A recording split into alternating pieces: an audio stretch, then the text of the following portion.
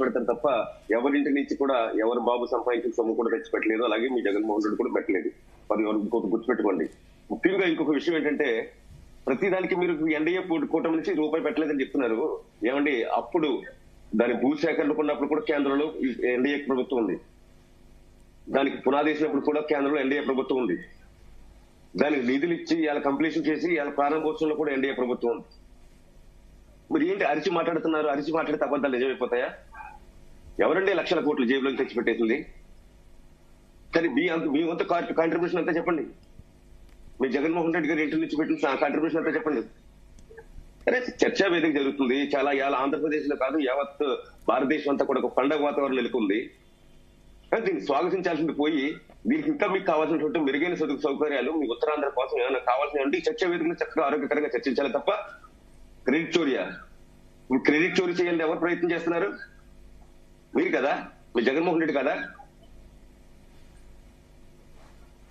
10 మంది లక్షల మంది వీక్షిస్తున్నటువంటి వేదిక మీద ఫలితం ఆశిస్తారంటే గంగాధర్ గారు అవునండి. మేము కాదు ఫలితం అంటే మీరు ఏ టైప్ ఆఫ్ ఫలితం ఆశిస్తారు చెప్పండి. 10 మంది ముందు చెప్పండి. వేలాది మంది మీ ఎన్టీఏ గవర్నమెంట్ ఏం చేసింది చెప్పండి. ఆ రోజున అశోక్ గజపతిరాజు గారు విమాన శాఖ మంత్రిగా ఉన్నారు. మీ ఎన్డీఏ కూటమిలో కదా ఉన్నారు. అశోక్ గజపతిరాజు చేయలేంది మేము చేసామా లేదా? అశోక్ గజపతిరాజు విమాన శాఖ మంత్రిగా మీ ఎన్డీఏ కూటమిలో ఉన్నప్పుడు ఏం చేశారు చెప్తున్నారు? అబద్ధాలు నిజమా బాబు? మరి నిజం చెప్పండి సోదరా.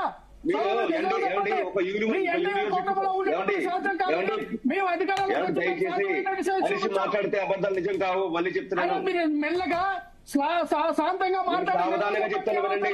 సావధానంగా చెప్తాను వినండి. అంతర్జాతీయ విమానాశ్రయాలు రావాలంటే కేంద్ర ప్రభుత్వమే నిర్ణయం తీసుకోవాలి. యూనివర్సిటీలు రావాలంటే కేంద్ర ప్రభుత్వం అనుమతులు కావాలి. మీరు ఏవైతే రాలేదని కోరుకుంటారో, ఏదైతే మెడికల్ కాలేజీలు రాలేదనుకుంటారో మీకు తెలుసో తెలీదు. నిన్న కాక మొన్న మరి ఎన్డీఏ కూటమిలో ఉన్నటువంటి సత్యకుమార్ యాదవ్ గారు ఉత్తరాంధ్ర వైపుకి ఎన్ని మెడికల్ కాలేజీలు వచ్చినాయి, ట్రైబల్ యూనివర్సిటీ ఎవరు తెచ్చారు, ఇవన్నీ పూసగుచ్చినట్టే చెప్పారు. కేంద్ర ప్రభుత్వం పాత్ర లేకుండా ఏం చేసింది? బాబు ఎయిర్పోర్ట్ కట్టడానికి ఎన్ని నిధులు కేటాయించింది? ఎన్ని పర్మిషన్ తీసుకొచ్చింది? భోగాపురం ఎయిర్పోర్ట్ చెప్పండి. దేశంలో ఏ ఎయిర్పోర్ట్ కూడా ప్రారంభం కానటువంటి అంగు ఆర్భాటాలతో ఇలా సర్వసిద్ధం చేసింది ఎన్డీఏ ప్రభుత్వం. ఏం చేసిందన్నది మీరు కాసేపు వీలైతే మీరు వెళ్ళి మీ దగ్గరలో ఉంటారు కాబట్టి మీరు డైరెక్ట్ గా చూడొచ్చు, లేదంటే టీవీలో వీక్షించండి. మీరు దీన్ని ఓర్వలేక క్రెడిట్ చోరీ అని చెప్పి ఏదో ఒక వర్డ్స్ వాడి ఏంటండి ఇది? హర్షించండి సార్. ఉత్తరాంధ్రకి బలిహారం లాంటి మీకు ఇలా అంతటి అద్భుతమైనటువంటి జగన్మోహన్ రెడ్డి గారి దయ వల్ల ఇంటర్నేషనల్ ఎయిర్పోర్ట్ జగన్మోహన్ రెడ్డి గారి దయ వల్ల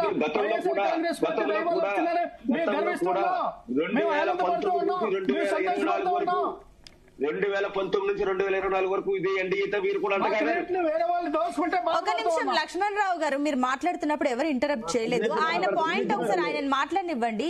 గంగాధర్ గారు మీ పాయింట్ చెప్పండి. మేడం, 2019 నుంచి 2024 వరకు కూడా వీళ్ళు ఎన్డీఏ కూటమితో అట్టగాగలేదా? అప్పుడు మంచిదైనటువంటి ఎన్డీఏ పార్టీ మరి ఇప్పుడు ఎందుకు మీకు ఇట్లా చేదైపోయింది? ఓర్వలేని తనం మేడం. ఇప్పుడు ఇంత అంగు ఆర్భాటాలతో ప్రపంచ దేశాల్లో ఎక్కడ లేని విధంగా ఇలా అంతర్జాతీయ విమాన ఎయిర్పోర్ట్ మరి భోగాపురం ప్రారంభం కావడంతో మరి ప్రపంచవ్యాప్తంగా ఇలా చర్చ నడుస్తుంది. ప్రపంచం అంతా ఇలా భోగాపురం వైపు చూస్తుంది.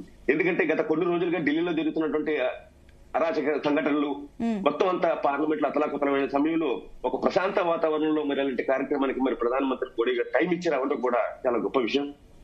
దానికి తగ్గట్టుగానే మరి ఆంధ్రప్రదేశ్ లో ఉన్నటువంటి ఎన్డీఏ కూటమి ప్రభుత్వం మరి చక్కగా మరి ఆయనకి స్వాగతం పలకటానికి 13,000 మంది గిరిజన విద్యార్థులతో హింసా నృత్యంతో మరి ఆయనకి స్వాగతం పలికే ఏర్పాట్లకి నిన్న జస్ట్ ట్రయల్ రన్ వేస్తేనే మరి గిన్నిస్ వరల్డ్ రికార్డు సాధించినటువంటి అంశం.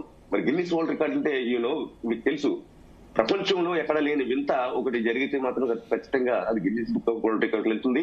దాన్ని నిన్న గిరిజన శాఖ మంత్రి గుమ్మడి సంజయ్ రాణి గారికి మరి వరల్డ్ రికార్డ్స్ అధినేత ఆ సర్టిఫికేట్ కూడా అందించారు. ఇవన్నీ హర్షించదగ్గ విషయాలు.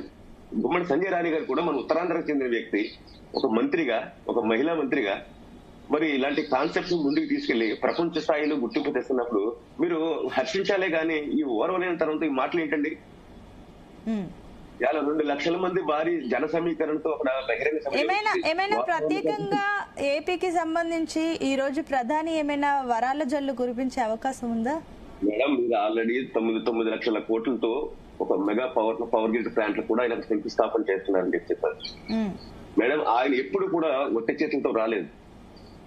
ఎప్పుడు వచ్చినా సరే లక్షల నుంచి 5 లక్షల కోట్ల వరకు కూడా ఆయన ప్రారంభోత్సవాలు చేసుకుంటారు. మీకు ఒక విషయం తెలీదు, కేంద్ర మంత్రివర్గంలో ఉన్నటువంటి ఉద్దండ మినిస్టర్స్ ఎవరైతే నితిన్ గడ్కరీ గారు కానీ, అశ్విని వైష్ణవ్ గారు కానీ, మనోహర్ లాల్ ఖట్టర్ గాని, రామ్మోహన్ రెడ్డి గారు కానీ, ఇలా మరి వివిధ శాఖలకు సంబంధించిన అందరి మంత్రులు కూడా ఇవాళ అక్కడికి వస్తున్నారు. అంటే ఆయా శాఖల మధ్యలో ఉన్నటువంటి ఆయా శాఖలు నిర్వహిస్తున్నటువంటి మంత్రుల సమక్షంలో మరి ఆ కొన్ని ప్రాజెక్టులు, నాకు తెలిసి కొన్ని రైల్వే ప్రాజెక్టులు కూడా ప్రకటించే అవకాశంగా కనిపిస్తుంది.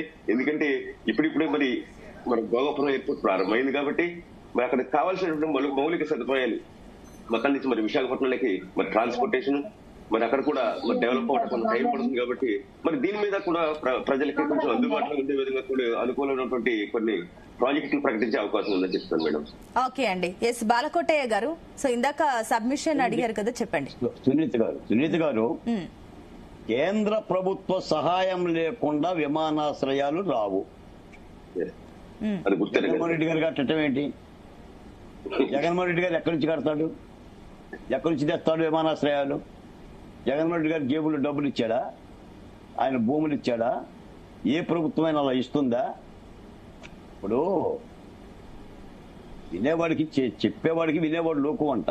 ఇదిగోండి సాక్షి పేపర్లో రాసినవన్నీ కూడా లక్ష్మణరావు చదివినిపించాడు మీకు జీవోలు. ఆయన రాసుకున్నాడు సాక్షి పేపర్లో విపరీతంగా. మోడీ గారి ప్రారంభోత్సవం కూడా రాయకుండా ఇంత ముక్క రాసి భోగాపురం కళ జగన్మోహన్ రెడ్డి గారి సాకారం చేశారు. బాలకోట గారు ఈనాడు పేపర్ చూపించి సాక్షి పేపర్ అంటున్నారు మీరు. ఇదిగోండి సాక్షి పేపర్. ఇదిగో మీ అబద్ధాలతోనే గొల్లయింది. నీ రాష్ట్రం గొల్లయింది నీ అబద్ధాలు. ఇదిగో సాక్షి, లైవ్ లో సాక్షి చూడు.